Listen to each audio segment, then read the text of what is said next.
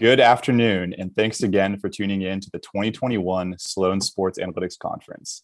My name is Grant Hazinski. I'm a first-year MBA student at MIT Sloan, and I'm happy to introduce our panel today, Adapting on the Fly, the Future of Ticketing.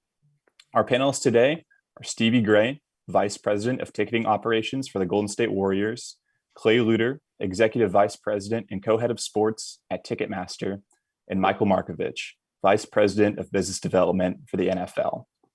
Our panel today is moderated by Kristen Bernard, Executive Vice President of Sports Operations at Madison Square Garden. The panel will run for about 30 minutes, and we'll leave another additional 10 minutes at the end for Q&A. Please tweet at us using the hashtag #TicketingAnalytics for questions and discussion. And with that, Kristen, I will throw it over to you. Thank you, Grant. Just have to correct Grant, the former executive vice president of MSG Sports. I'm now out on my own, and more to come on that, more exciting things. But thank you, Grant, and welcome everybody. We have an awesome panel today. Just wanted to give you a little bit more background on this illustrious group, starting with the one and only Stevie Gray. Stevie has been with the Warriors for 19 seasons, which means that she's been with them before they were cool, Stevie. And she's also the highest ranking BIPOC woman in any box office in the industry. Trendsetter all around, Stevie. Stevie, we talked about doing two things as we're introduced. I wanted to have actual walk-up music for everybody, but we were having technical problems apparently yesterday, so that got nixed. Stevie, if you had walk-up music, what would it be? Do you want me to just play my own? I'm kidding. Yes, yes. No, my walk-up music would be, it's by India Irie, and it's Stevie Wonderful. So befitting. If you got to stand for yourself, you got to. Of course it would be. And then we also decided that we were going to express ourselves today. So what are you wearing? So I'm wearing the red carpet wear. I am wearing Be Great Today, signed The Universe. And it's by a BIPOC t-shirt designer, Mess in a Bottle, Kalia Wright. And I'm really excited. It's one of my favorite shirts. Cool. Very, very, very cool. I love it. Clay, the industry veteran of all of us, which means maybe you're the oldest, Clay, which makes me excited. Probably. You know, for over 30 years, that's a lot. That's a long time. You know, you're a lead with Ticketmaster, run business operations for Ticketmaster with the NFL, Major League Baseball, Major League Soccer, college athletics, the PGA Tour, just about everybody. I don't think we've worked together, which I'm kind of disappointed about to this date. But next 3 years, maybe in the future. But Clay, same two questions for you: walk-up music, and what are you wearing? Walk-up music is by The Offspring. It's Defy You. Actually used to play in a men's softball league that actually gave us the ability to have walk-up songs. So that was my walk-up song back in softball days. If you actually listen to the lyrics now, they're pretty apropos. It's kind of part of the anthem for what we've been dealing with for the last 13 months of, you can knock us down, but we're going to get back up again. We're still alive, and we're here to fight and continue on. So love it. I'm in there. I'm right in there with you.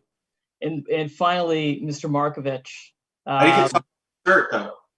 Oh, I'm sorry. Your shirt. Yeah. I'm supporting my UCF Knights. So a proud UCF Knight back in Orlando. Again, my long career. My wife and I left Orlando in 1990, and I always promised I would get her home. And it took 28 years, but we came back a couple years ago, back to Orlando. So it's for the first time I got to be truly a fan, and I'm a season ticket holder for football, basketball, and baseball, and a lot of what we'll talk about today. I had to make some of those decisions of, do I go to games? Do I get my money back? Do I leave it with the school? So got to live through all those experiences, which I think was interesting to kind of see both sides. Great. Be on the consumer side. That's really cool. And Clay, getting to know you, I'm sure you had a lot to make up for over those 28 years with your wife. So I'm glad that you could finally deliver and take her back home to Orlando. Mike, I was about to tell you're on mute. You've been with the NFL now for just over 9 years. You work with everyone's All-American, Bobby Gallo, who we all near and dear to our hearts. You lead strategy, operations, game day experience, working really closely with the teams. Very relevant for today's conversations that you run the Open Ticketing Network partnership, which we're going to talk more about. So really happy to have you on this panel, Mike. And can you just go with us? You know, your walk-up music. You're going to surprise me with this one because you wouldn't tell me when we talked before. And then what you're wearing today. Absolutely. My first concert and my favorite band still is Radiohead, but for a ticketing panel on a Friday, we got to kind of divert from some of that somber music. But I would just go old school. I grew up in a family that watched NFC East on Sundays, and the Fox lead-in to the NFL broadcasts, that kind of grand, walk-in and opening got the juices flowing. So it would certainly be back to that, or else the ding for NFL draft. I got to plug draft because we have draft in a few weeks. One of those two.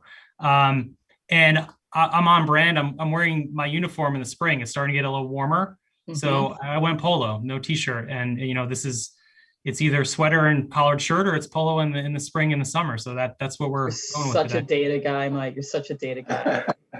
Gotta be buttoned up. That's it. Gotta be buttoned up. So we're going to spend the next hour talking about ticketing. How the world has changed over the past year. I had a joke about Sloan perhaps being a super spreader event last year, but they corrected me that it wasn't. They have the data on that. But here we sit. The world has changed so much over the last year. And Stevie, we're going to start with you, because out of everybody in this panel, man, it came to you first. You're in the throes of the season. Can you, if you can, take us back to the day that Rudy Gobert was, tested positive for COVID? Life changed for all of us, but what happened that day? And then, maybe that next week, how crazy was it? Take us through it. Yeah, I feel like Sophia from Golden Girls. Picture this: the year was 2020. So I worked remotely the day everything stopped to take care of my mom duties. I mean, information was like changing by the minute, but kids trump everything, even when the world is falling apart, right? So I did a school visit for my youngest in the morning. I took my oldest to an audition in the evening, and I heard the Gobert news just as we were getting out of the car, and my phone absolutely exploded. And it was just so hard to believe. We played Philly the Saturday before, and the Clippers the day before. And up to that point, we were doing all the right things, right? We were tracking the news, talking to officials, huddling with league office. There were wipes and sanitizer everywhere anyway. And I'm tracking refund requests and scan counts. So at that point, like less than 0.5% of fans had requested refunds for Philly before that game. And we were down only 8% for our scan count. So we played to a packed arena the Saturday before. And while we could feel everything was shifting, it was an otherwise normal game. And so for that Clippers game, the day before, 2.5% requested refunds, and we were down like 21% for our scan count. So, things had shifted now. And so following a recommendation from the city, we were slated to be the first NBA team to play a fanless game. And we were trying to define, essential workers even then, and create the framework for what this is in a very short 48-hour window. And of course, the rest. Unbelievable. I forgot about that. You were planning to play in a fanless game. It just seems like so long ago. So much happened, and the Warriors were so much at the forefront. There's even more news coming with the Warriors, I believe, with fans. I saw an announcement for April 23rd. We're coming back April 23rd. Love it. Love it. What does that mean, Stevie? It means a lot. Where do I begin? We're working on, just being safe. We're working on all of our safety protocols. We're working on our testing protocols, and we're really excited. We have awesome pre-sales and on-sales coming up next week. So it's great. We'll be playing in front of people. We're back. As it should be with Rick Welts announcing his retirement. He's got to have the fans around him. So very, very happy that you guys can have fans in the stands again. Mike, while Stevie and others in the NBA and the NHL were dealing with all of this in real time, and then you had others that had to deal with it in a short period of time, like the WNBA, the NWSL, Major League Baseball, you were kind of sitting back, watching everybody eating popcorn. You just kind of had the luxury to watch what everybody else was doing. And then you also had the luxury of having the platform that you do, the open distribution network with all of your secondary partners on it, which based on our conversation ended up being an incredible tool for you and your 32 teams. For those in the audience who aren't familiar with it, can you walk through exactly what that is and how it works? And then can you take us through, how it helped you during this crisis? Yeah, absolutely. Afforded the luxury of time, but then that just means you have more time to think about all the different scenarios and contingencies and all that. But certainly we're in a position where we could observe and react, and that was certainly to our benefit.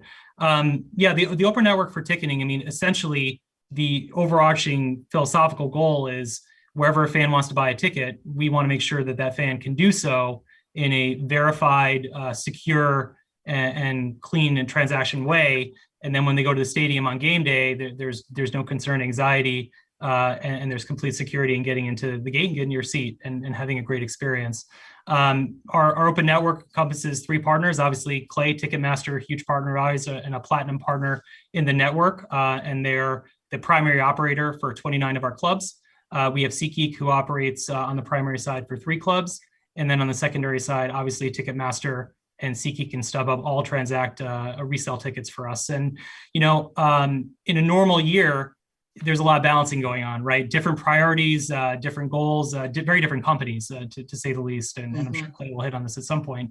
And so it's a balancing act. And of course, there's the day-to-day game day operations. When all this is going on, you kind of have to take a step back and I'm not gonna say it was easy. There was a ton of conversation with Clay and his team and with other partners, but it makes you realize, what do we want to focus on? And the most important thing to focus on, with the benefit of looking at NBA, MLB, and some of the decisions that had to be made, we had to be fan first and fan focused. And we have to create a structure that, with all the noise and the chaos and everything going on that is not predictable, that we're clean and clear, that the fan knows if I buy a ticket and something happens that I can't go to that game, whether it be limited capacity or the game's canceled or moved or whatever, I'll get my money back and I'm not put at harm and it's not disruptive to my day-to-day. And that's really was at the crux of it, is if you're fan focused and clear and simplistic while keeping some of that flexibility, that's really where we landed. And, Clay can hit on it a bit. We go back and forth, and we had a great relationship before we had to deal with the 2020 season. But it forces dialogue, and it forces you to really all kind of be on the same boat and shipping and marching towards the same thing. And I think we benefited from that. And for the most part, in a very disruptive last 12, 13 months, as everyone will say on this panel, we had a pretty clean and clear 2020 season, welcomed 1.2 million fans through our gates. And certainly when I was sitting in March and April and thinking about this, I would have taken that in a second, and, credit to many people to get there. But really it's keeping that focus and making sure the fans at the center of it. Totally. Was there anything, that you guys have been seeing? There's so much rich data that you get through that platform. You're able to see, what's happening across the country with all the teams. Have things changed? Have you noticed any change in buying patterns and who's buying, when they're buying, all that good stuff? Yeah, absolutely. Benefit of data, and with our friends at Kager, we're looking at who actually bought the ticket and then who actually went to the game and sat in the seat. And the behavior certainly changed, and no doubt, in the last 12 months, but they're already changing again, right? And so the folks that actually were in our stadiums in 2020 are going to have different buying habits and proclivity to come to games in 2021. And so we're looking at all that, and we're just creating new segments of fans that we're going to have to talk to in different ways. And I think that the key is, first, flexibility. We talked about that a bit, is you're going to have to be flexible to whatever situation a consumer fan is in. And we all know that. And then secondly, invariably, the fan base that attends games is going to change. And we're going to have to adapt to that. And I think lastly, with all the data you talk about and knowing what fans are doing leading up to the game, at the game, what their movements are during the game with concessions and whatnot, we need to be effectively digital handholding and concierge services with that data. We owe it to our fans to give them the most kind of customized experience we can to make sure that they understand what they're getting into when they come to the game, have a great experience, and leave thinking, wow, that's the best game day experience I've ever had. And so, yeah, I can't really tell you exactly the behaviors that have changed. We're digging into it now, but I'll tell you that with the data we have to make amount of change and innovation so that we have a different experience in 2021. Fascinating. And Clay, you're such a big part of what the NFL has been doing. And you have, Ticketmaster has partnerships all over the industry. You're at the center of all of it when, shit hit the fan, so to speak. We've talked a lot about relationships. When things go wrong, one of two things can happen. You can come closer together and lock arms, or you can fray apart. And, for Ticketmaster, having so many diverse relationships across the industry, can you just talk about what you guys learned about partnership and what you're going to carry forward as a company? Yeah, great question. And to me, that's the one thing that came out of the last 13 months is just those partnerships, the level of trust, the transparency, and just working together to solve problems. And it's kind of what Stevie Mike just said. This thing just hit and it was an immediate shutdown. So, the first step was, assessing what's the status of all those events? What do we have to do immediately? And to Mike's point, it was always from a fan first perspective of what do we need to do to best serve the fans. And then Mike also mentioned flexibility was the biggest part of it. Then it was, okay, let's come together as stakeholders and let's start talking what are those immediate needs of communicating and taking care of the fans, and then what's that road to the recovery and starting to bring fans back. And again, we're blessed to have such a wide variety of clients that, for us, the first big one coming back was in June with SMI, our partner, hosting a NASCAR race in Bristol with fans, and starting to use some of our products, social distance seating, digital ticketing, and we'll talk a little bit later. Starting to serve that, then it was looking at every other group. Stevie had to live through it. The NBA, NHL in season had to suspend the season, made the decision to go into bubbles to finish. Major League Baseball and soccer were next up on the calendar and looking, what do we do? They both kind of delayed the start of the season to try to get more information. Baseball makes the decision to go into local markets with no fans. Major League Soccer goes into a bubble for the first half of the season and then goes back into local markets with limited fans. So to me, I think that was one of the impressive pieces is everybody in the industry figured out what was best for their business and what was the best path for their business. And then, you hit it with Mike and the NFL. They had a little bit of the benefit of time to see how things were going to transpire and play out to start to make decisions. And, it was interesting yesterday in the panel that Jonathan Kraft was on. And, he talked about Rodgers had a vision at the start of this of we are going to play in 2020 and we're going to play a full season. And that is the mission. That's the goal. And we're all going to figure it out. And, to his credit, Mike and Bobby and everybody at the NFL, they did it. They did it very successfully. And a lot of that was regular conversations and a lot of transparency and working together and what ifs and how do we adjust to this. And to me, that was awesome. And I've, said it to Mike a couple times in our big recap calls. I, with complete sincerity, can say that 2020 was the best year of our partnership with the NFL because we had to lean into this thing together and we had to roll up our sleeves and do what's right. Again, putting the fan first. How do we do this the right way to make sure it's safe, secure, and fans come back? And again, I think the NFL did an incredible job and to stand over in Tampa to watch the Super Bowl playoff. And it was the crowning moment to what they accomplished. And then you fast forward to where we are now, the start of 2021, Major League Baseball starts, every opening day had fans over the last 10 days, which is awesome, which is road to recovery. Stevie's going to have fans here in a couple of weeks. We're coming back. We've been in this thing and the fight was to get to the other side and we're almost to the other side, but we couldn't have done it alone. It took those relationships, those partnerships in the industry to work together to solve the challenges.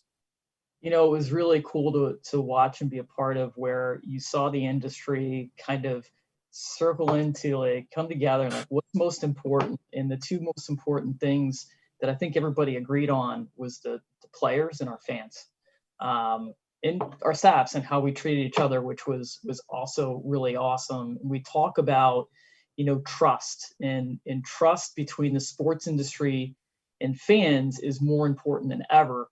I'm going to ask the question to all of you, and I'll start with Stevie.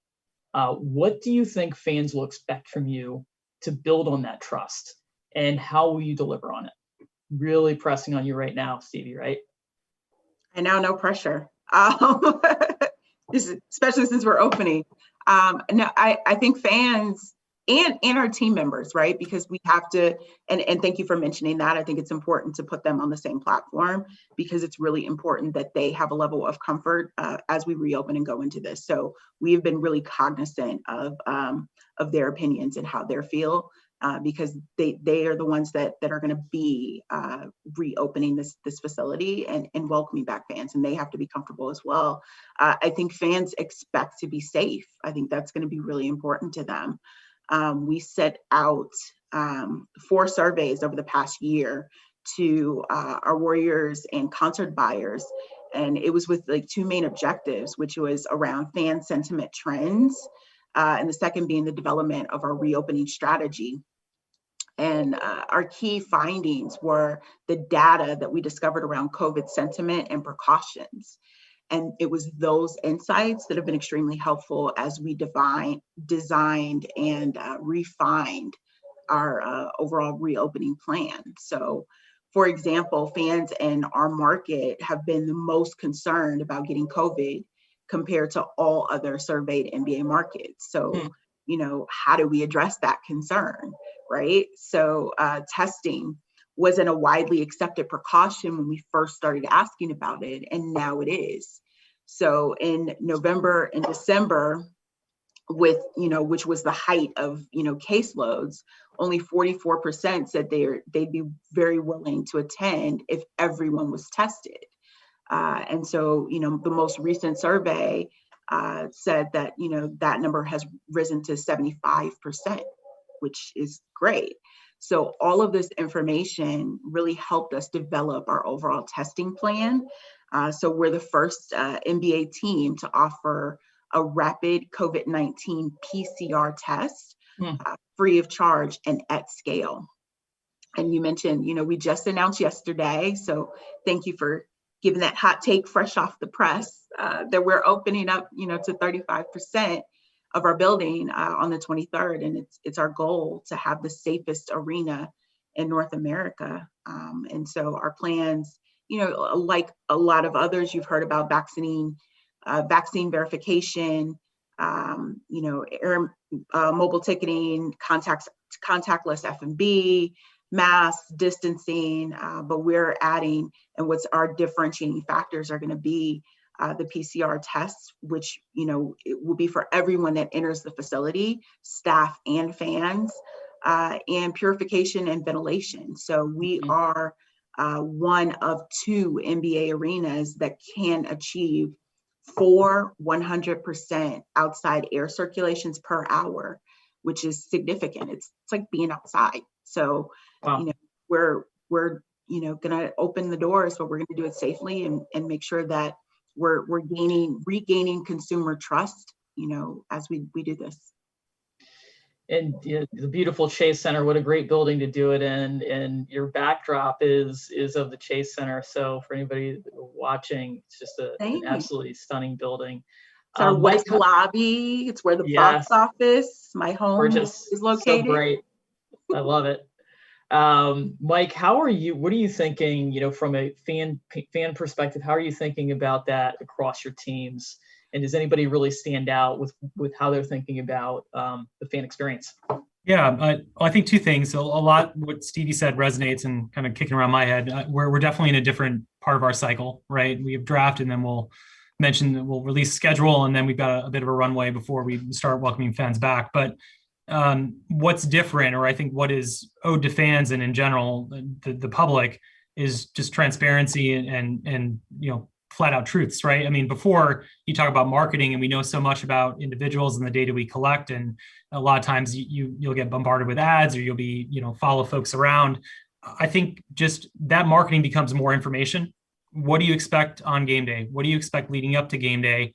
I'm going to over communicate to you from the time you purchase a ticket to a week before you come, a couple of days before you come, and then the morning you wake up. And so that everyone has a very clear picture of what to expect when they get to game day.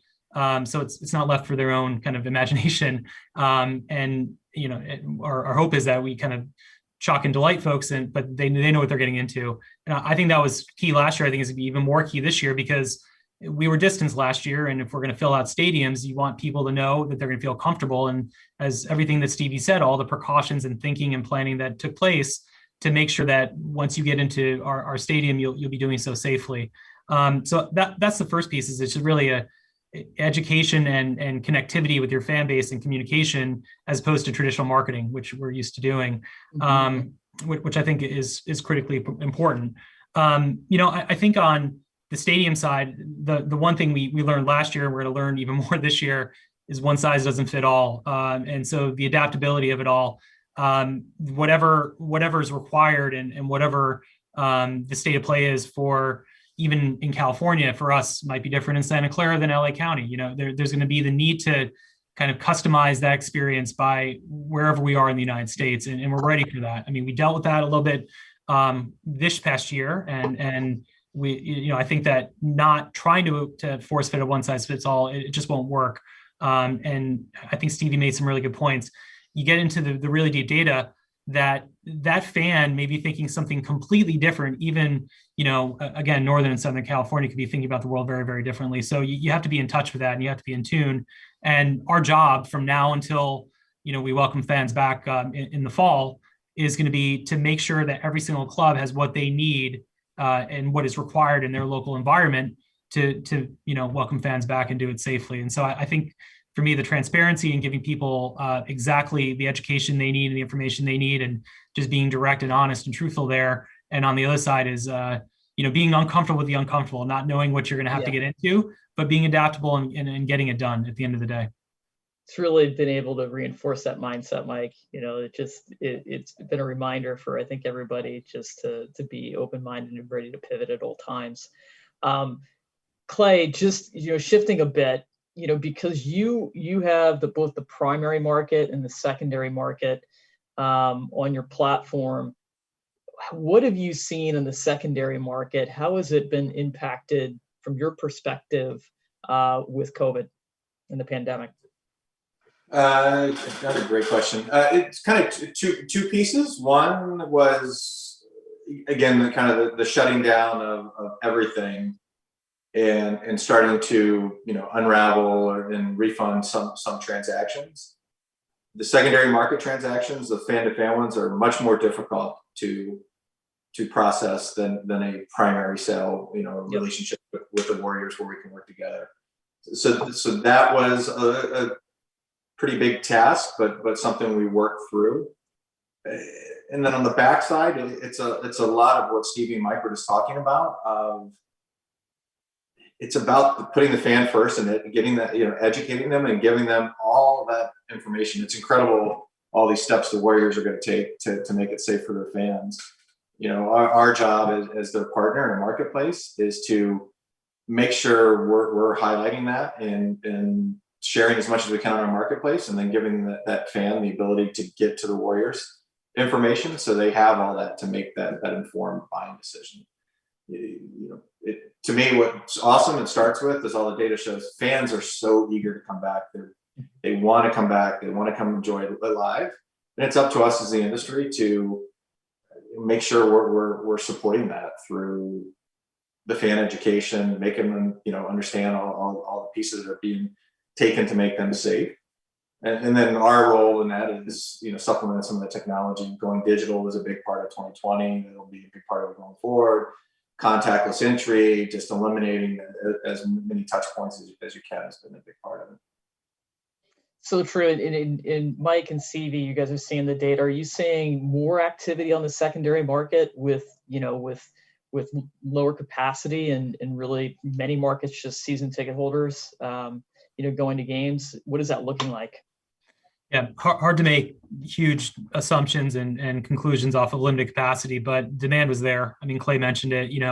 What inventory was available, we saw activity, and then the pent-up demand. The folks that wanted to go to stadiums and felt safe going to stadiums would pay a premium. And we saw some of that.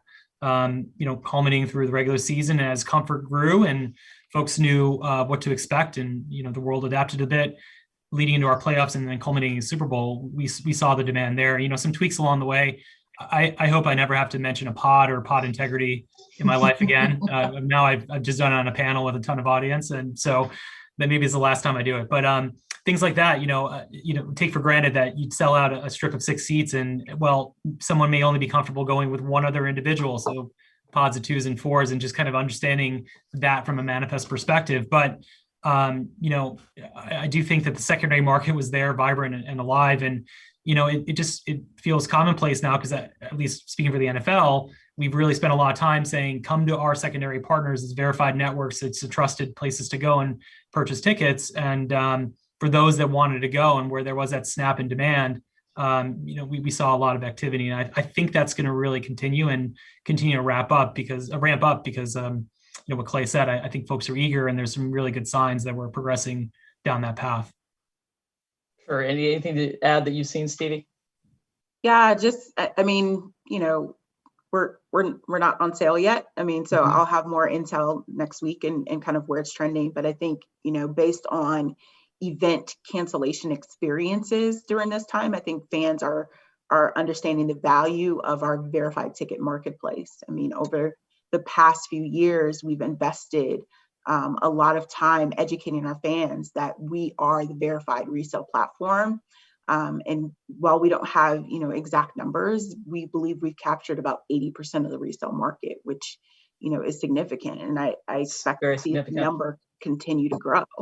And our message is simply to protect our fans against fraud and have the system resources to provide adequate, ticket resolution and pod integrity. And we can only successfully do that within our ecosystem. Keeping track, that's two pod references. Nice job, guys. Great job. Well done. So before we get to the Q&As, just want to do some little rapid fire with this crew. Really interesting crew here. We're going to go back to Stevie. Stevie, what brand do you trust more coming out of COVID? Besides Clorox? Great answer. Anybody have a better one? No. I think Clay winked. I think he winked at me. It's Ticketmaster. We were in the trenches together. We were rescheduling and canceling events, unwinding transactions. They just continue to prove themselves as great partners. So it's Ticketmaster. Mike? You've already kind of highlighted Bobby Gallo, the All-American. So I don't know if I can use that, but NFL Ticketmaster was going to be mine, because I feel like, accomplishment again through the season. And then on the personal side, Amazon Prime, who shows up at my door every other day for things for my kids. So totally those two have delivered. Clay? There's a bad joke in there about like Cottonelle or Charmin, but we won't go there. To me, the brand, it's kind of what I said before. It's been this whole industry. It really was impressive how everyone just rallied together to figure this thing out and get us to the other side of it. And I mentioned to you guys earlier, Rob King from ESPN yesterday on one of the panels just said, from the very beginning, there was a simple choice, and it was choose optimism. And to me, that's what this industry did. We optimistically said, we're going to figure this out. Pods, seating pods, social distance seating, all those things that we figured out, drive-in concerts, live streaming. This industry figured out how to maximize what they could through a very dark, challenging time. And it's going to make us better on the backside. I think there's going to be a trust from the fans and others to say, you know what, the Warriors have my back, the NFL have my back. Yes. I get it. And totally agree. And I'm headed to my first baseball game tonight, the Cleveland baseball team. Gonna go see them. So my next question is, what's the first concession item that you're gonna buy at a game? Mike, give it to us. I mean, I'm too excited to eat. Maybe just a cold beer because I'm actually at a live event. Does that count? That works. Stevie, it's coming up for you. I'm gonna do Impossible Meat Lumpia. It is glorious. Ooh, that sounds amazing. Clay?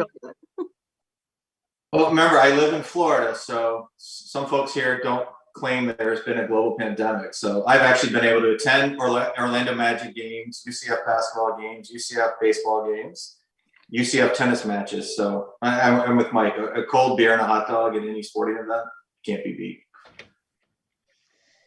Great. So we're going to go into to the questions from the audience now. I think this is a great one. There are often times where ticketing demand exceeds supply that makes the price hard to justify for casual fans.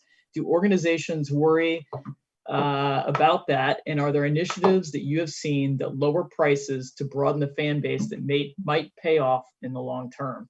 Really interesting question, especially considering the revenue hits that everybody's taking, which is that, okay, that ticket pricing, especially in lower capacity, how are we thinking about that for casual fans, especially, you know, coming off of the pandemic where in theory, you know, people might have been hitting the pocketbooks.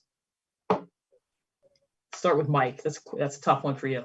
Yeah. My head went to season ticket members, right? Where you want to balance, you know, price and engagement and all that. And you want your season ticket members to feel like they're getting the most value. So I might twist my response a little bit and just say, I think we need to load in more value, right? I mean, it's not maybe necessarily dropping prices and trying to get folks in the door. I think those folks that are casual or thinking about, hey, I don't know if I really want to attend games anymore, load up the experience and value for them and make it just much better than what they perceive maybe as, hey, it's not worth paying for. So that would be my as response is, you know, not necessarily play around with price, but really drive in a better experience so that they feel like they're getting full value. Totally agree. And Stevie, I have a question for you. Is it more important from a team perspective, so from the Warriors perspective, how are you guys approaching it, to welcome back as many fans as safely as possible, or to open up the most revenue generating seating areas such as premium seating and hospitality? So how did you think about that when you guys were thinking about your capacity constraints? Yeah, no, it's to open safely at the end of the day. I think anything in a distanced or restricted manifest is not revenue generating. I think it's really just about regaining consumer confidence and really getting people comfortable with the idea of being back in venue, engaging in fan experience, and prepping for, you know, what's to come for the fall. So, you know, we're not out here trying to make money. We're really trying to just get people back in the seats and make the players comfortable with the fact that people are back in seats as well. So it'll be great. Awesome. I'll jump on that because I think what is interesting is, you know, one of the panels yesterday, Dana White from the UFC was on. And it's a little bit about what Mike and Stevie both talked about, that obviously their gate revenue was, you know, drastically impacted in 2020, but they found other ways to kind of create that value that Mike talked about by, you know, finding ways to still have events and still do those by TV and build that relationship that Stevie was talking about. That, yeah, you can't come in and you can't sit in a seat, but we can still engage you. You can still love our product, and we'll get back to that normal situation, but we're not going to lose 12 months of that fan engagement and that opportunity to continue to grow the business. So again, everybody got creative to figure out how to do this. And you're certainly not making money at 15, 20% capacity, but there's just other values to doing that. It's great. You're watching everybody just kind of take a long-term view, which is great to see out of the industry in general. This question, I think, for Clay would be interesting because I'm sure you're talking about this and to some extent at Ticketmaster, and that's, what's the role of NFT in ticketing? NFT, I knew that was coming. There was a good panel earlier that Cuban and some others were on. So early on to really kind of be definitive of this is what NFT is going to mean. You can step back, and if you look at digital ticketing today, it's given you a lot of those components that come with NFT. You're getting chain of custody, you're getting security, you're eliminating fraud. All those pieces come with that. So I guess I would ask, what are you trying to solve with an NFT for ticketing? Is one, and then I think you look at it a whole nother, look at it more. What are the new opportunities? What are the unlocks and opportunities with NFT to add, to Mike's point, add greater value, access to limited, runs of things or exclusive content that you couldn't get. To me, that's the interesting part with it right now. It's really, again, what are you trying to solve from a ticketing standpoint? It's not already solved with digital. But to me, it's what are the other opportunities for artists and players and teams to unlock with that new technology? Totally. I mean, it could just be adding to the fan experience and creating some excitement around ticketing that hasn't necessarily been there before. It's kind of cool. Although, it's always been that collectible for the tickets, for the paper tickets that people have enjoyed. This is a really interesting to think about tickets as a collectible in a different way digitally, using NFTs. Really interesting. So, as we're thinking about the whole experience, there's another question. Do you think that teams will continue to offer virtual ticket streaming in the stadium seats, maybe as a halftime show interaction? Stevie, what are your thoughts there? I think so. I think you'll continue to see digital engagement just continue to grow and reimagine game experiences as a whole, right? For us, it's the Dub Hub right now, which I think that'll continue to grow as a whole. If you haven't seen it, it's so cool. It's been, just a really creative opportunity for our fans to deepen, connections with the team. Especially there's a virtual fan board that's right in the Warriors player tunnel. And so fans get an up close look at the team's pregame huddle, run out, players can, high five the fans and hear them run by. And it's a really unique access point that fans haven't had before and have been excited about. So, for us, it was, 64% of our fans had shown interest in participating, and that number is only going to grow and increase, especially with, our experience. I'd say, has allowed us to think about how we scale, how do we monetize, and really how do we integrate this with the global fan. And I think, all sports venues are starting to think more about that global fan and what it means to talk to people that are not in your backyard. So true. And what a great experience and such creativity coming out of your team.